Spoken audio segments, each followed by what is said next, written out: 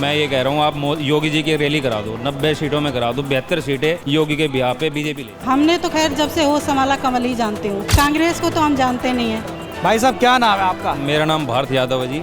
कितने चुनावों में वोट दिया? मैंने करीबन 4 चुनाव में वोट डाल चुका हूँ मैं अभी, लोकसभा के और विधानसभा। अभी हमारे सरपंच साहब कह रहे थे कि भाई इनका अनुमान है कि भाई 32-35 के आसपास बीजेपी की आएगी। मैं ये कह रहा हूँ, आप योगी जी की रैली करा दो, 90 सीटों में करा दो, 72 सीटें योगी के बिहार पे बीजेपी ले जाएगी। क्या बात है, ये उत्तर प्रदेश के मुख्यमंत्री योगी आदित्यनाथ का नाम आ चुका है यहाँ पर।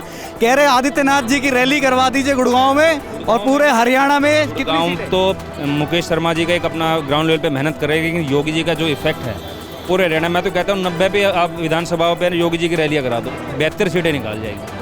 और जो लोकसभा में की तो थी योगी जी ने रैली, 5 सीटें हार गए। 500 पे की थी, जिन पे की थी वहाँ पे जीत गए।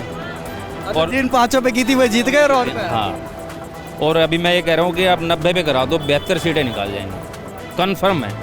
और यदि बीजेपी पार्टी को जहाँ 19-20 लगती है कि भाई यहाँ पे सीट फाइट में है, टाइट में है, वहाँ पे एक योगी जी की रैली करा दो, रातों रात पासा पलट। ऐसा क्यों है? ऐसा लोगों का योगी तो देखिए, एक राज्य के मुख्यमंत्री है, अपना राज्य संभाल रहे हैं। देखो, योगी ने जिन लोगों में जो विश्वास बनाया ना, मोदी जी के बाद योगी जी ने विश्वास बनाया। यदि योगी जी जो कहते हैं वो करते हैं, तो योगी जी की बातों को तो लोग है ना बोल दिया, चाहे वो गुड़गांव में आए, चाहे वो किसी को आना आया अपने मेवात साइड में कहीं पे जाए, कन्फर्म है। योगी जी तो कहते हैं भाई उनको हैदराबाद से चुनाव लड़ा दो, वहाँ पे भी जीत जाएंगे। तो हम तो ये कहते हैं योगी जी की जहाँ रैली करवा दो वहाँ पे जीत कन्फर्म है। वो तो ये बोलते हैं कि भाई हैदराबाद मेरे को लड़ाओ, मैं जीत के दिखाऊंगा। हम ये हमारा अनुमान ये कहता है कि योगी जी की जहाँ रैली कराओगे वहाँ पे कन्फर्म बीजेपी की सीट। तो चलो, कुछ महिलाएं भी हमारे साथ हैं, उनसे भी बात करेंगे और देखते हैं कि महिलाओं का रुझान किस तरफ है, किसे जिता रही है। आप तो पार्टी के कार्यकर्ता हैं। हाँ, मैं पार्टी की कार्यकर्ता अभी कुछ समय से बनी हूँ।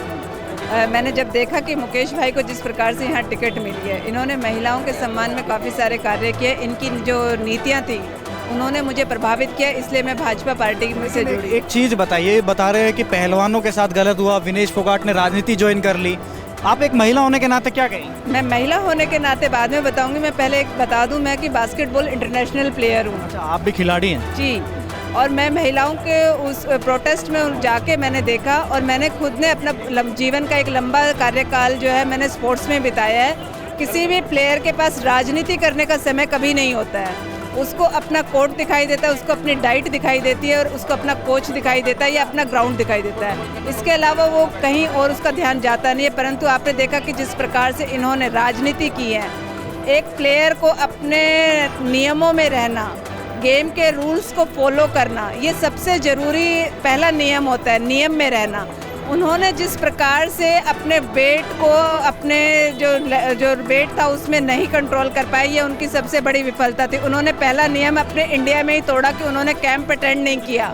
उसके बावजूद भाजपा सरकार ने उन्हें चुन के भेजा, वरना किसी भी प्लेयर को बिना कैंप लगाए नहीं भेजा जाता, बिना कंपटीशन के नहीं भेजा जाता।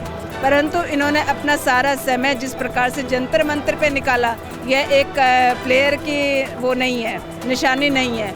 ये काम सिर्फ और सिर्फ राजनीतिक दल कर सकते हैं, राजनीतिक पार्टियां कर सकते हैं। मैम, क्या लग रहा है, किस तरफ जाएंगे इस बार? कौन जीत रहा है? कमल जीतेगा भाई साहब, कमल ही जीतेगा, मुकेश भाई जीतेंगे। अच्छा, तो कह रहे कांग्रेस भी है, फिराक में कांग्रेस भी लाइन है, लेकिन कांग्रेस जीतेगी नहीं। ऐसा क्यों?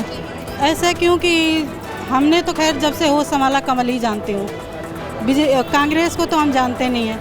लेकिन और मैं रहने वाली गोरखपुर से हूँ, योगी आदित्यनाथ को तो भाई आप जानते ही होंगे, आप क्या लगभग सभी जानते हैं। और आज मैं गुड़गांव में रह रही हूँ, तो मैंने जब से होश संभाला। यहीं की वोटर है? हाँ, मैं यहीं की हूँ, मेरा पूरा फैमिली है, 20 साल से हम यहाँ रह रहे हैं, लेकिन रहने वाले गोरखपुर से हैं। तो हमको मतलब बीजेपी ही चाहिए, और हमारी जो लेडीजें हैं औरतों की सुरक्षा के लिए, आज के लिए नहीं कल के लिए हमें बीजेपी ही चाहिए।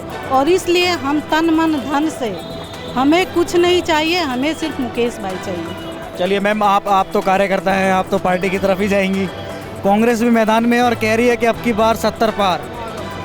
देखो, हमें कुछ भी नहीं पता इस बारे में, हम सिर्फ एक बात को जानते हैं, मुकेश भाई। मैं पॉलिटिक्स में अगर मेरा इंटरेस्ट भी आया कभी, तो सिर्फ मुकेश भाई की वजह से आया, और कोई रीज़न इसके पीछे नहीं रहा। उन्हीं की वजह से मैं गुड़गांवा में रह रही हूँ, वरना मेरा शहर बदलने का रहा था। जब से मैं पॉलिटिक्स में मेरा इंटरेस्ट आया मुकेश भाई की वजह से, तब से मैंने गुड़गांवा रहने का डिसीजन पक्का कर लिया है और ये जीत के ही रहेंगे, ये हमारा पूरा विश्वास है। आप भी पार्टी के कार्यकर्ता हैं, कांग्रेस मैदान में, बताइए। ये तो जी कांग्रेस भी आएगी, बीजेपी भी आएगी, यूँ तो सभी देखो अपने। सब कैसे आ सकते हैं, कांग्रेस या बीजेपी? नहीं नहीं, मैदान में तो दोनों ही आएंगी। मैदान में तो लड़ते तो सभी है, जीत हार की तो बाद की बात होती है जी।